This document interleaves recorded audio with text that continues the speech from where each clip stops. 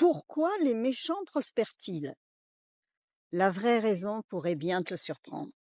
As-tu déjà remarqué que certaines personnes qui mentent, trichent ou écrasent les autres pour avancer semblent pourtant réussir mieux que tout le monde?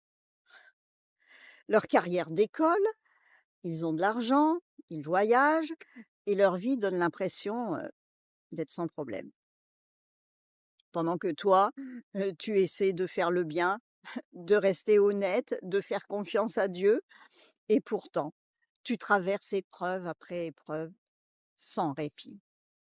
En réalité, cette question, elle n'a rien de nouveau. Dans le psaume 73, le psalmiste dit: Ainsi sont les méchants. Ils vivent dans l'abondance et leur richesse augmente sans cesse. Lui aussi se sentait frustré, troublé, blessé face à cette réalité qui semblait si injuste. Mais il a fini par comprendre quelque chose d'essentiel.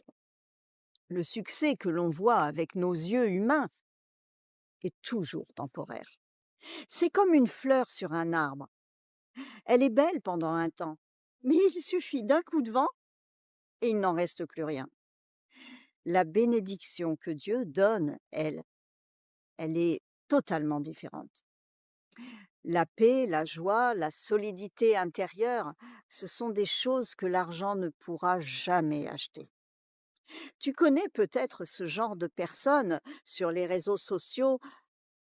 Tout paraît parfait, belle voiture, beau voyage, grande réussite, mais une fois seul, ce sont les soupirs, l'angoisse et les nuits sans sommeil. Parce que sans la présence de Dieu, le cœur reste vide, même lorsque le compte en banque est plein. Jésus a raconté l'histoire du riche et de Lazare. L'un a vécu toute sa vie dans le luxe et l'abondance, tandis que l'autre était si pauvre qu'il restait à sa porte sans pouvoir manger les miettes tombées de sa table.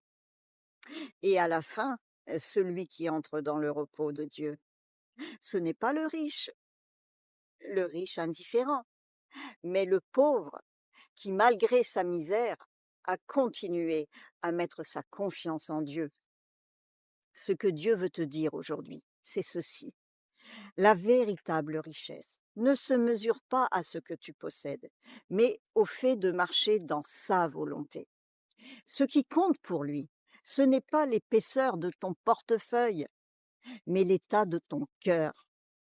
Alors, lorsque tu vois les autres réussir pendant que toi,